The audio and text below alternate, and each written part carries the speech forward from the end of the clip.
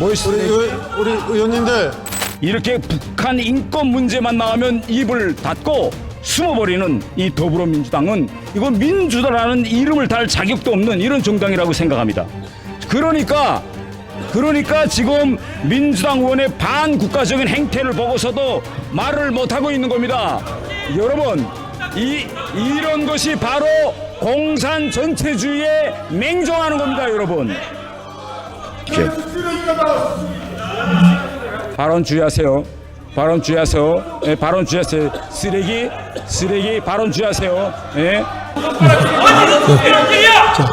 그냥 질의해 주시기 쓰레기, 바랍니다. 뭐 쓰레기? 우리 야, 무슨 말씀? 태영 의원님, 의원님, 네. 자, 뭐 쓰레기? 우리 의원님들 자, 질의 계속하겠습니다. 장관님, 지금 윤미향 의원을 국회의원직에서 제명시켜야 한다. 이 요구가 지금 빗발치고 있습니다. 이 문제를 좀 일하게 하려고 했는데 아까까지 앉아있더니 본인은 또 지금 없네요. 윤미향 의원은 지금 일본 시민사회 어느 곳에 가든 조청령은 있다.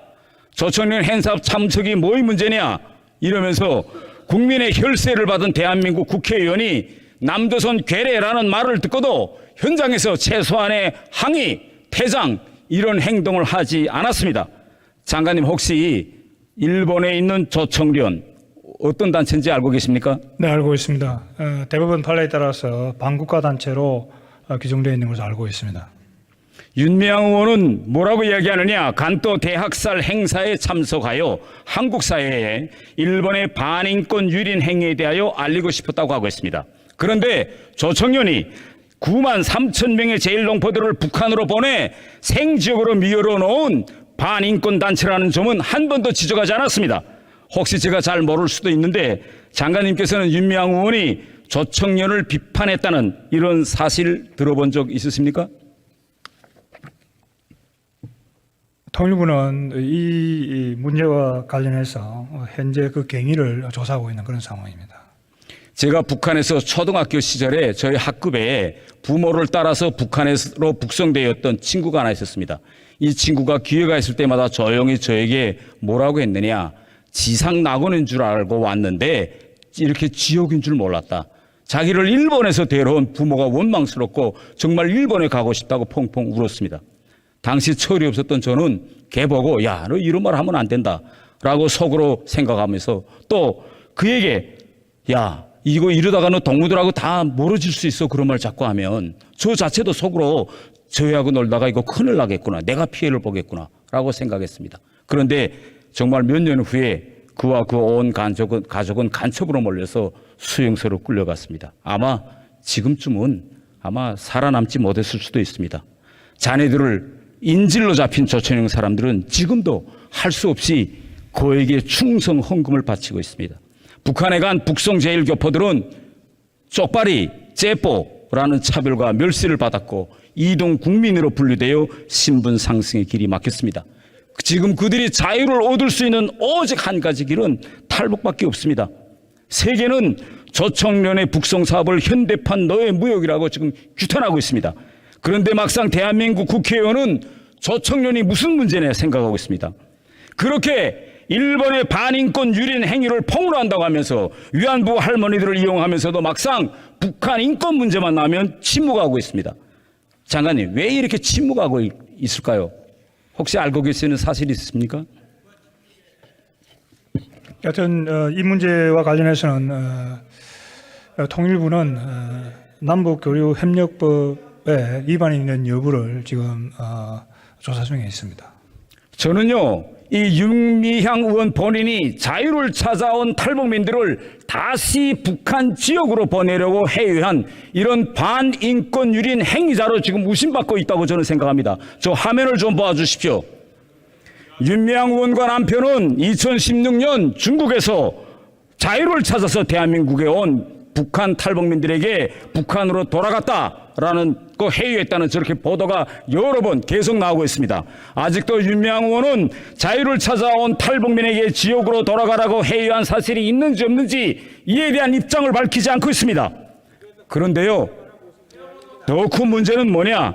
이러한 반국가적 행위에 대해서 지금 민주당 의원들이 지금 침묵하고 있는 겁니다. 지금까지 인권 문제에 대해서 앞장서 떠들던 민주당과 민주당 의원들이 왜 이 사건에 침묵하고 있는지 혹시 장관님은 아십니까? 네, 그건 제가 말씀드릴 위치에 있지 않습니다. 장관님, 네, 지금 이번에 장관이 되셨으니까 앞으로 이재명 민주당 대표도 만나실 계획이 있으신가요? 네, 기회가 되면은 만나도록 하겠습니다. 장관님께서 오늘 대정부 질의에 나오신 김에 공개적으로 이재명 대표와 민주당을 향해서 중국 싱하이밍 대사한테서 훈시만 듣지 말고 탈북민도 우리 국민이니 강제 북송하지 말라고 요구도 좀 하고, 그리고 후쿠시마 오염 처리수 문제로 수십 개 나라에 편지 보낼 때 중국의 탈북민 강제 북송도 막아달라, 이런 편지도 좀 함께 내용에 넣어서 보내달라고 좀 한번 공개적으로 요청해 주시겠습니까?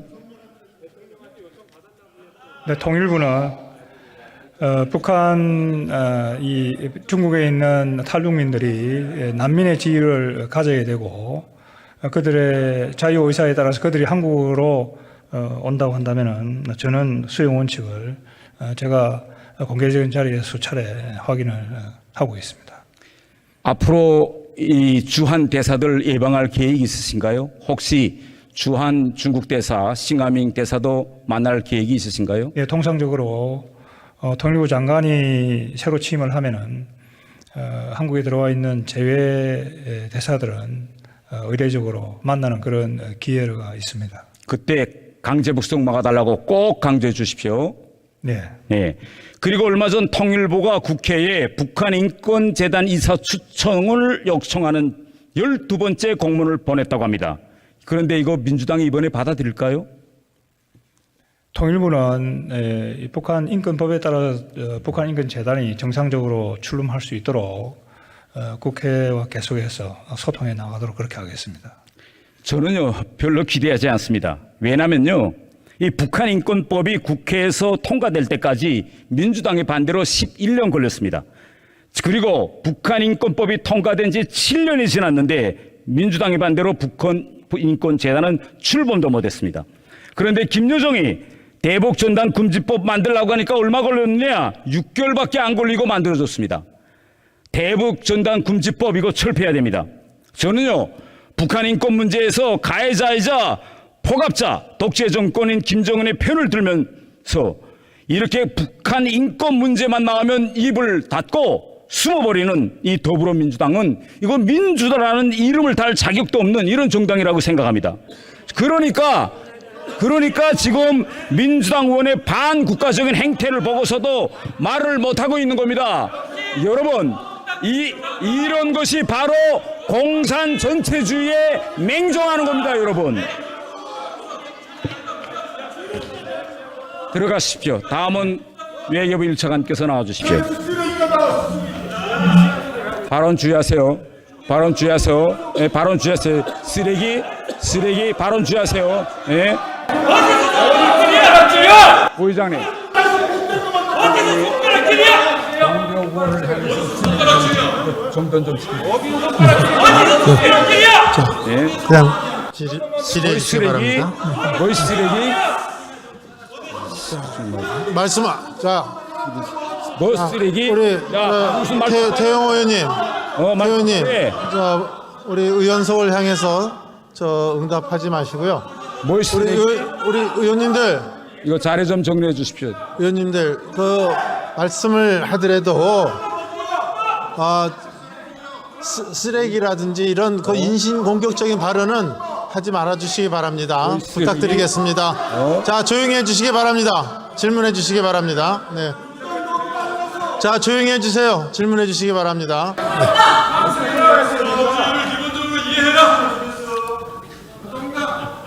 자, 질의 계속하겠습니다. 차관님. 네.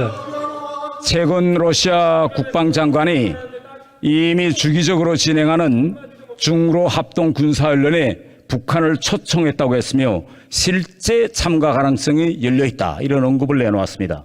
앞으로 우리 영내에서 핵을 가진 북중으로 3대 핵 보유국들이 핵 전쟁을 가상한 합동 군사 연습까지 벌린다면 역내 안보 구조가 다시 한번 요동칠 것 같습니다. 이에 대한 정부의 선제적 대책이 있습니까?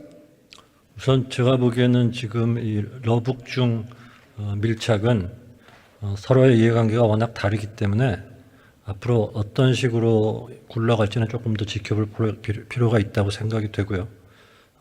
이 러북중 군사 협력이나 이런 또는 가능한 어떤 동향에 대비해서 한미 동맹을 기반으로 해서 대응해야 되겠지만 동시에 한미일 안보 협력을 사전에 강화해 둔 것은 이럴 때 잘 균형하게 사용할 수 있는 툴이라고 생각합니다. 지금 안보 환경이 이렇게 급박하게 돌아가고 있음에도 불구하고 어제 대정부 질의에서 야당은 우리가 캠프 대비해서 얻어낸 것이 뭐냐?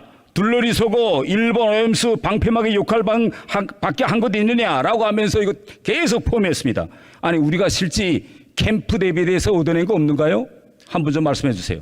캠프 데이빗 한미일 정상회담에서는 우선은 잘 아시다시피 안보적인 측면에서 삼국 간의 안보 협력이 훨씬 더 공고하고 제도화됐고 뿐만 아니라 경제, 첨단 기술, 인적 교류 이런 부분에까지 협력의 폭도 넓어지고 또 산업이나 상무 이런 분야 장관들까지도 이 정례적인 협의를 갖도록 해서 그 부분에 있어서의 협력도 제도화시킨 측면이 있습니다. 그리고 무엇보다도 지금 탈냉전 이후에 30여 년 동안의 국제 질서가 판이 바뀌는 상황에서 우리가 한미일 협력을 통해서 새로운 질서에서 조금 더 주도적이고 조금 더 그 역할을 제고시킬 수 있는 기반을 만들었다는 점에서 의미가 크다고 봅니다.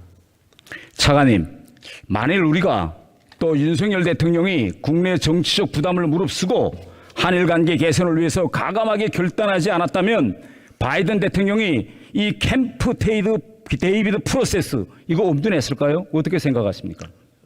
한미일 3국 협력이 이렇게 강화된 데는 기본적으로 한일 관계가 그전보다 좋아졌기 때문에 가능했다는 것은 뭐 누구나 다 인정할 수 있는 자명한 사실입니다. 차관님, 지금까지 일본이 이런 공동 성명을 통해서 명시적으로 한반도 통일을 지지한다고 입장을 밝힌 적이 있습니까? 제가 알기로는 이번이 처음입니다. 저는 그 점이 매우 중요하다고 생각합니다. 저는 지금 민주당의 행태를 보면서 과거 경부 고속도로 도로 건설을 반대했던 측의 논리가 생각납니다. 당시에도 자동차 없는 나라에서 당장 경제에 도움도 되지 않는 건설에 막대한 돈을 쏟아붓는다면서 건설 현장에 들어눕기까지 했습니다. 윤석열 정부도 과거 격렬한 반대에도 불구하고 경부 고속도로를 건설한 박정희 정부처럼 흔들림 없이 캠프 데이비드 도로를 끝까지 건설해 주길 바랍니다. 당장 내년 상반기 2차 3국 정상회의를 서울에서 꼭 성사시켜서 이 캠프 데이비드 이 뉴노멀 도로가 시간표대로 건설되고 있음을 보여줘야 합니다. 그리고 캠프 데이비드 프로세스가 빨리 제도화되도록 그러한 방도 중에 하나로 캠프 데이비드 프로세스 사무국 이걸 우리가 서울에 유치하는 이 문제에 시동을 걸어야 된다고 저는 생각하는데 차관님의 생각은 어떠십니까? 지금 한일중 협력의 경우는 이미 잘 아시다시피 서울에 사무국이 있습니다. 근데 한미일 협력도 이제 그동안의 안보 협력 중심에서 외연이 확대되면서 이번에 여러 분야로 확대됐고 그에 따라서 협력 사업들도 많이 늘어났기 때문에 그런 어떤 사무국 같은 상설 조직의 필요성이 사업이 진전되면서 더 계속 늘어날 것으로 보고요. 의원님 말씀 유념해서 저희가 잘 준비하도록 하겠습니다. 마지막으로 이 질문만 딱 하겠습니다. 이 후쿠시마 오염수 문제와 관련해서 윤석열 정부와 문재인 정부 사이에 기조나 원칙에서 달라진 거 있습니까? 지난 정부에서 관련 장관님들께서 국회에 가서 설명하신 거나 또는 국제기구 같은 데서 말씀하신 것들에 비추어 봐서는 제가 보기에는 근본적인 차이는 없다고 봅니다. 옳습니다. 네. 그때 당시 문재인 정부에서도 후쿠시마 오염수 방류 IAEA의 기준과 절차를 따른다면 반대할 이유가 없다고 분명히 이야기했습니다. 지금 우리 윤석열 정부는 그때 당시 문재인 정부의 기준을 이어받아 가지고 오히려 과학성을 더 촘촘히 확증하고 있습니다. 제 주장이 맞습니까? 예, 기본적으로 같은 기조고요. 그때에 비해서 저희가 이제 이번 정부 들어서 방류가 아무래도 임박했으니까 시찰단을 보내서 좀 더 적극적으로 확인할 면도 있습니다.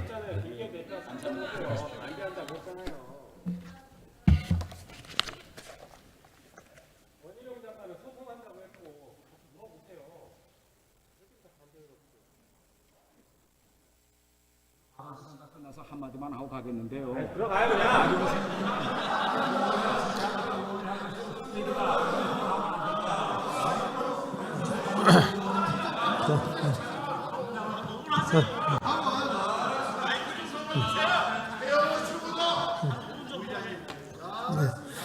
태영호 의원 수고하셨습니다. 다음